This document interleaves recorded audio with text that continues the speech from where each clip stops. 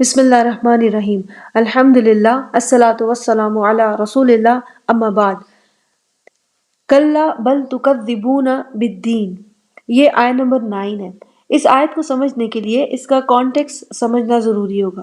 سورت کے آغاز میں جب قیامت کے نشانیاں آئیں، قیامت قائم ہو رہی تھی، اللہ تعالیٰ نے فرمایا علمت نفس ما قدمت وأخرت، ہر نفس جان لے گی کہ اس نے کس شے کو مقدم رکھا اور کون سے ایسے اعمال ہیں جن کو مؤخر کیا۔ کچھ لوگ ہوں گے جنہوں نے آخرت کو مقدم رکھا، اپنی زندگی کو ایسے گزارا کہ ان کا رب ان سے راضی ہو، اپنے رب کی رضا کو انہوں نے مقدم رکھا، سو انہوں نے اپنے نامہ اعمال میں اچھے اعمال آگے بھیجے اور برائی کرنے کے مواقع کو اگنور کرتے رہے، دنیا کے مقابل آخرت کو ترجیح دی، اپنی خواہشات کے مقابل اپنے رب کی رضا کو، اس کی خوشی کو مقدم رکھا، جیسے کہ انبیاء، جیسے کہ صحابہ، جیسے کہ شہداء۔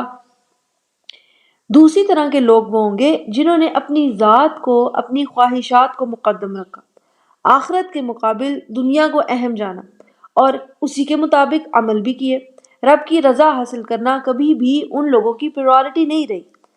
سو اللہ تعالیٰ نے ایسے لوگوں کو مخاطب کر کے فرمایا یا ایھا الانسان ما غرک بربک الکریم الذی خلقک فسواک فعدلک فی ای صورت ما شاء رکبک، کس چیز نے تجھے تیرے عظیم رب، تیرے پالنے والے سے، تیرے مالک سے جو بہت ہی کریم ہے، اس کے بارے میں دھوکے میں رکھا، اس سے غافل رکھا؟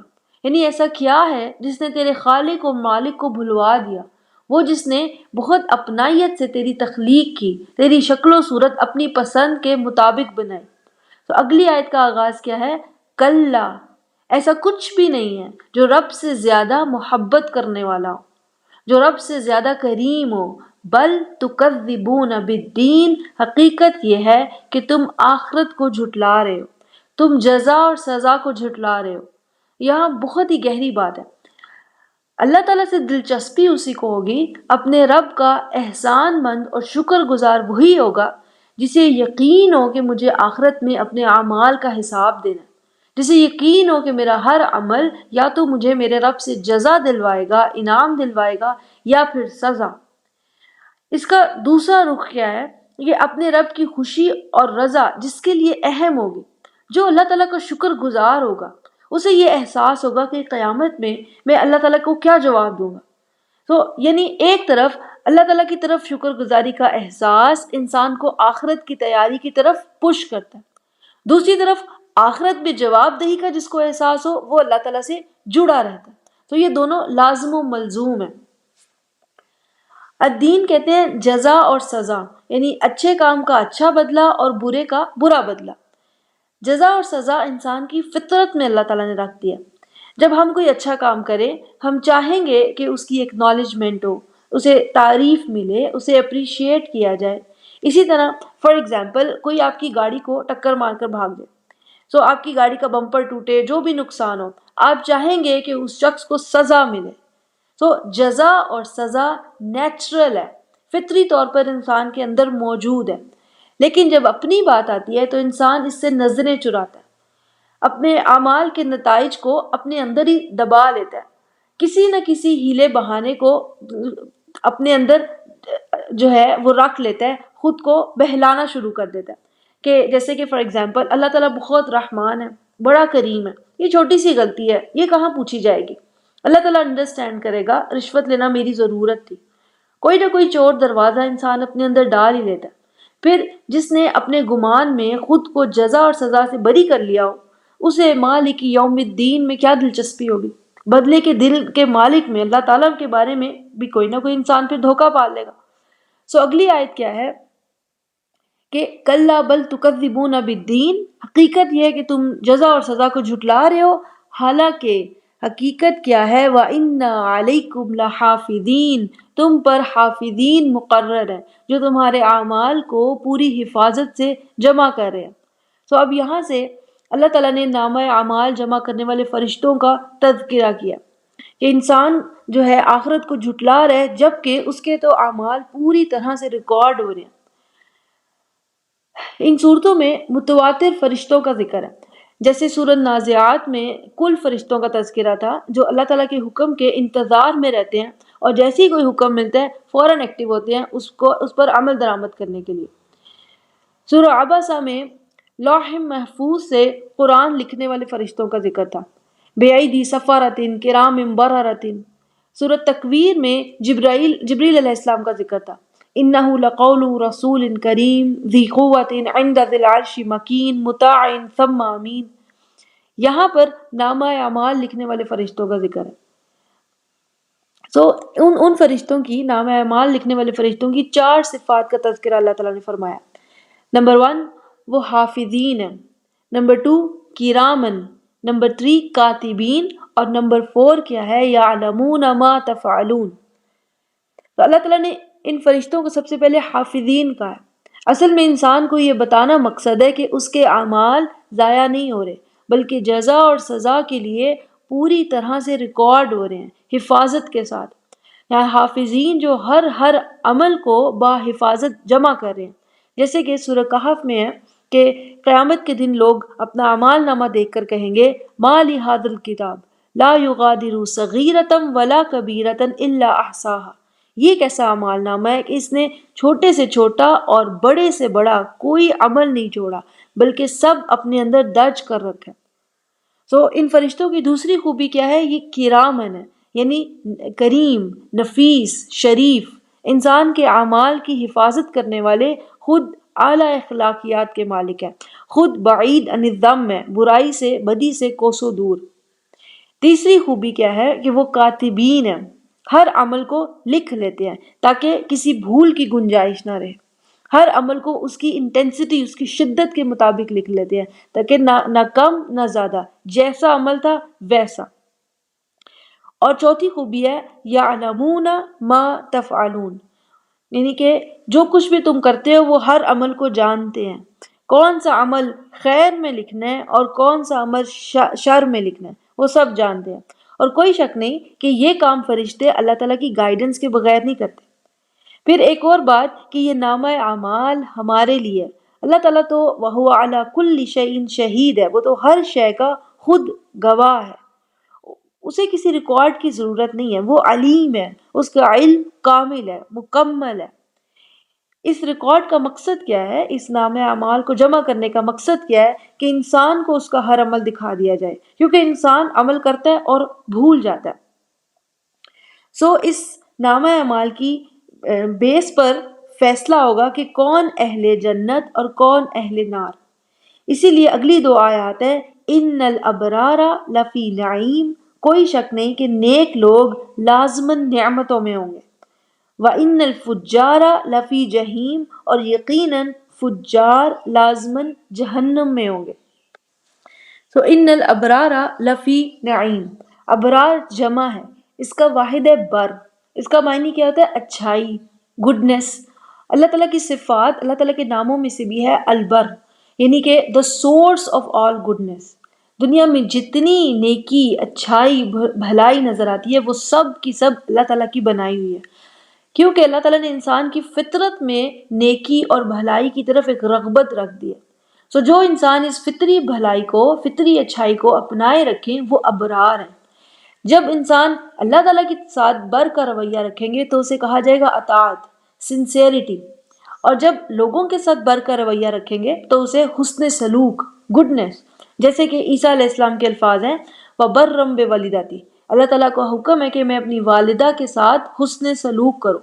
ابرار وہ لوگ ہیں جو اپنے رب کے مطیع بھی ہوں، اس کے بندوں سے حسن سلوک رکھیں، ان کے جائز حقوق پورے کرنے کی کوشش کریں، کیونکہ یہ لوگ مختلف ڈائریکشنز میں اچھائی کو پھیلاتے ہیں۔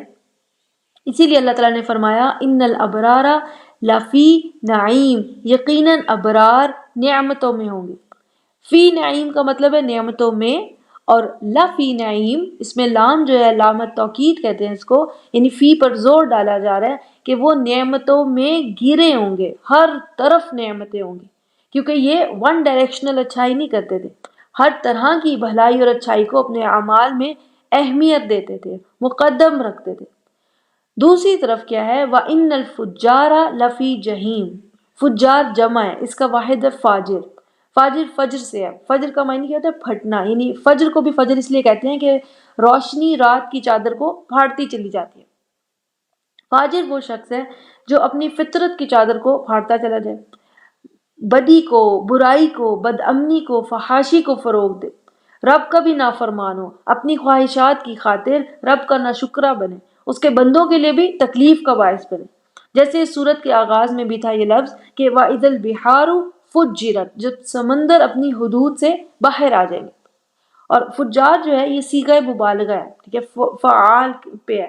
تو جو لوگ اپنی حدود سے باہر آئیں گے، اپنی فطرت کی چادر کو پھاڑیں گے، یا پھر یہ کہہ لیں کہ اللہ تعالیٰ کی دی ہوئی حدود سے باہر آئیں گے، کسی کا مال نہ حق کھائیں گے، اپنی خواہشات کے لیے نہ کسی کی جان کی پرواہ کریں گے، نہ کسی کی عزت کی، ایسے لوگوں کے نامہ اعمال میں ان کی اپنی ذات ہی ہمیشہ پریورٹی ہوگی، ان کی ٹیمپٹیشنز، ان کی خواہشات ہی ہمیشہ پریورٹی ہوں گی۔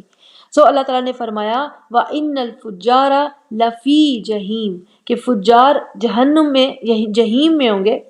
اور لفی جو ہے یہاں پر لامت توکید ہے، یعنی کہ جہیم کے بیچوں بیچ، جہیم کی حدت ہر طرف سے ان پر چھائی ہوگی۔ جہیم جو ہے یہ جہنم کے ناموں میں سے ہے۔ جہنم کے کئی نام ہیں قرآن میں، اصل نام جو ہے وہ نار ہے، آگ، اور کبھی اسے قرآن میں حطمہ کہا گیا ہے، کبھی لظہ، جہیم، سقر، جہنم وغیرہ۔ تو ہر نام کسی نہ کسی شدت کو ظاہر کر رہا ہوتا ہے۔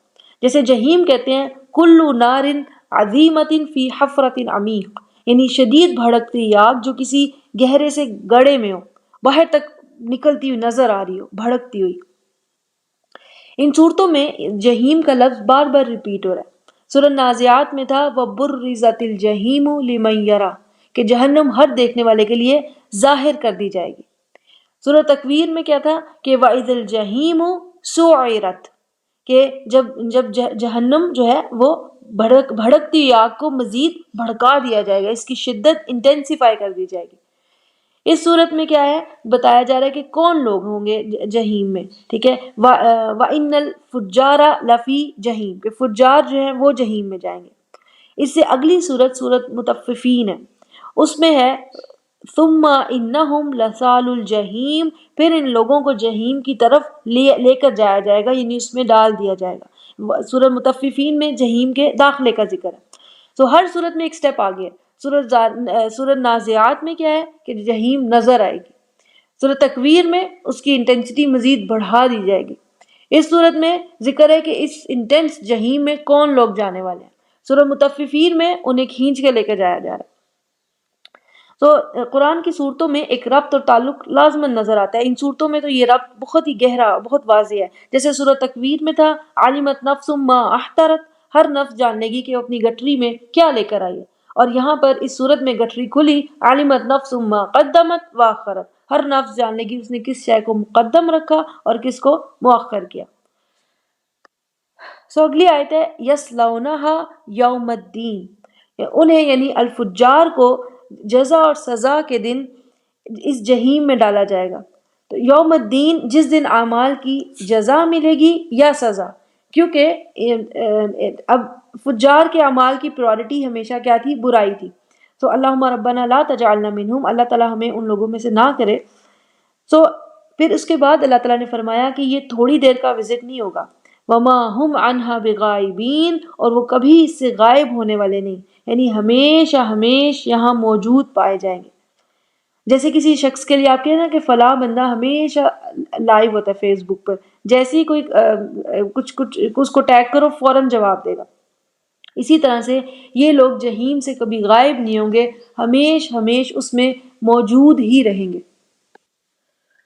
اس کے بعد ہے وما ادراک ما یوم الدین ثم ما ادراک ما یوم الدین۔ یہ دونوں آیات ایک جیسی ہیں، صرف ثم کا فرق ہے۔ جب اس طرح آیت دہرا کرو اور صرف ثم کا فرق ہو تو اس کا مقصد کیا ہوتا ہے؟ شدت کا اظہار کرنا۔ جو پہلی آیت کا مطلب ہے، دوسری آیت اس مطلب کو مزید انٹینسیفائی کر رہی ہے، مزید شدت دے رہی ہے۔ اللہ تعالیٰ نے فرمایا اور تم کیا جانو کہ بدلے کا دن کیا ہے، پھر فرمایا اور تم کیا جانو کہ جزا اور سزا کا دن ہے کیا۔ جیسے سورہ مدثر میں بھی اس طرح کی ریپیٹیو آیت تھی فَقُتِلَ كَيْفَ قَدَّرَ ثُمَّ قُتِلَ كَيْفَ قَدَّرَ ثم کے ساتھ. اسی طرح سے سورہ قیامہ میں بھی ہے اولا لکا فاولا ثم اولا لکا فاولا. سو اس شدت کے بعد یوم الدین ہے کیا، اس شدت سے اس کو ایکسپلین کرنے کے بعد اللہ تعالیٰ نے خود اس کو ڈیفائن کیا اگلی آیت میں یوم لا تملک نفس لنفس شیئا، وہ دن جس دن کوئی نفس کسی دوسری نفس کے لیے اختیار نہیں رکھے گی. کوئی نفس کسی دوسرے انسان کو، یعنی کوئی انسان کسی دوسرے انسان کو فائدہ نہیں پہنچا سکے گا. تو فجار کے اعمال کی کمی کا تذکرہ پہلے آ گیا. دوسری آپشن ہوتی ہے کوئی باطل سہارا، کسی کی باطل سفارش کا انسان کے ذہن میں اگر کوئی ہو کہ کوئی میری سفارش کر دے گا، یہاں پر اس کا بھی انکار ہے کہ ان کے لیے کوئی سفارش بھی نہیں کرنے والا، بلکہ کیا ہوگا والامر یومئذ للہ، اس دن حکم صرف اور صرف اللہ ہی کا ہوگا. والامر للہ ایسی ہے جیسے ہم کہتے ہیں الحمد للہ، یعنی اس کا معنی کہ الحمد للہ کل حمد کل شکر صرف اور صرف اللہ کے لیے. اسی طرح والامر یومئذ للہ، کل کا کل حکم اس دن صرف اور صرف اللہ ہی کا ہوگا. آج ہم اپنی مرضی سے صحیح اور غلط کو اختیار کرتے ہیں، آج ہمارے پاس چوائس ہے، لیکن ہمارا ہر عمل ریکارڈڈ ہے. آج جو ہم اپنے لیے فیصلہ کریں گے اسی کی بیس پر اللہ تعالیٰ ہمارے لیے آخرت کا فیصلہ فرمائے گا. سو اللہ تعالیٰ ہمیں دنیا میں وہ اعمال اپنانے کی توفیق دے جو ہمیں آخرت میں مدد دے، اور ایسے تمام اعمال سے بچنے کی توفیق دے جو آخرت میں نقصان اور اللہ تعالیٰ نقصان بھی دیں اور اللہ تعالیٰ کے غضب کا باعث بنے. سورت کا آغاز آخرت کے بعض احوال سے شروع ہوا تھا اور سورت کا اختتام بھی آخرت کے بعض احوال پر ہی ہے. بارک اللہ لی ولکم فی القرآن الحکیم ونفعنی وإیاکم بالآیات وذکر الحکیم. السلام علیکم ورحمۃ اللہ وبرکاتہ.